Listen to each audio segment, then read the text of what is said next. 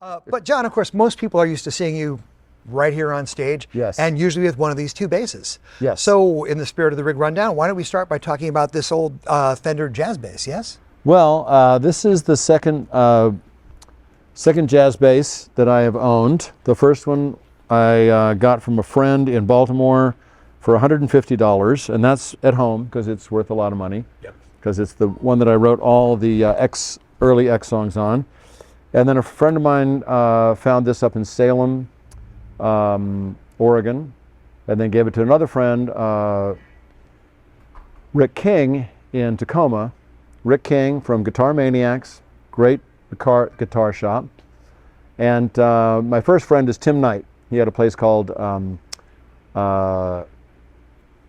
Guitar Castle, because his last name is Knight, K-N-I-G-H-T, yeah.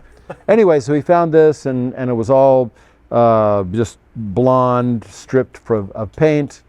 And then Rick King from Guitar Maniacs had it painted by a guy whose name escapes me, oh God. We'll put it in the fine print. Okay. I'll let you know. And he did a sort of like distressed, but not too distressed paint job on it. There's a lot of checking on it and things like that. So is this a contemporary bass, or relatively recent? This is a 1960 jazz bass. Okay. And he still did some. Yeah. Instead of painting it like it's new, antiquing to it, or he did it as a distressed job. Okay.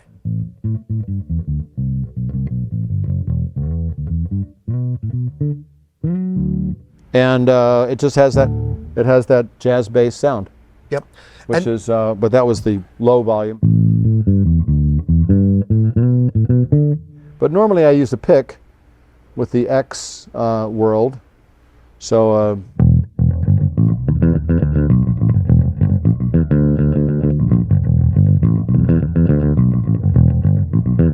or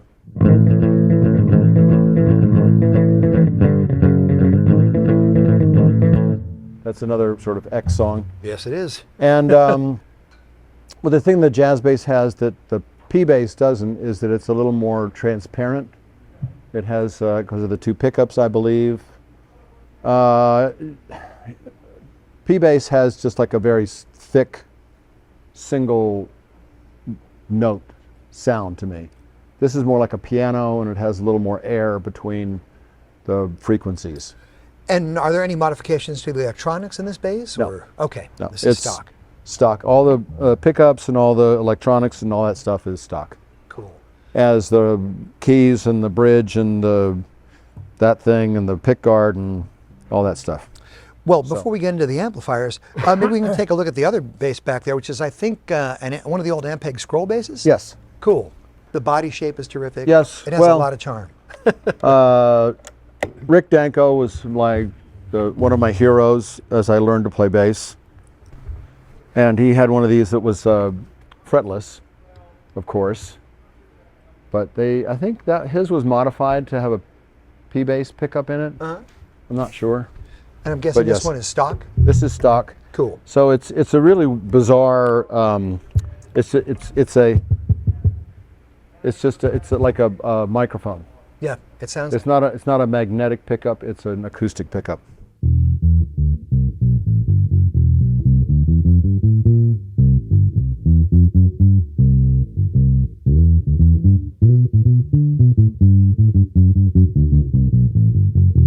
But it's got some meaty the interesting thing is that you cannot have any treble on the pickup, because if you do, it sounds like shit. Oh. Here's what it sounds like with.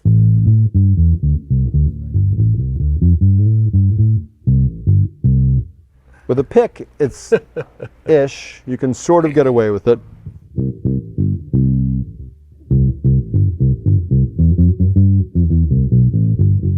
That is with all the treble rolled off. If you put any treble in it, it sounds like this.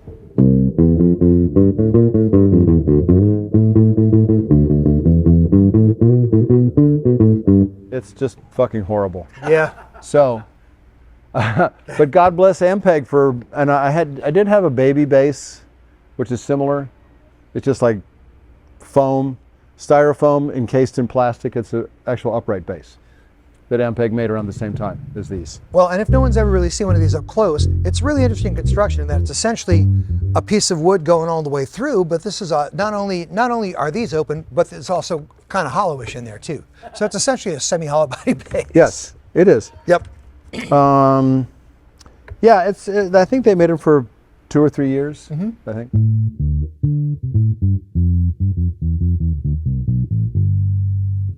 I always wondered why they, and it's very loud. This is only at half volume.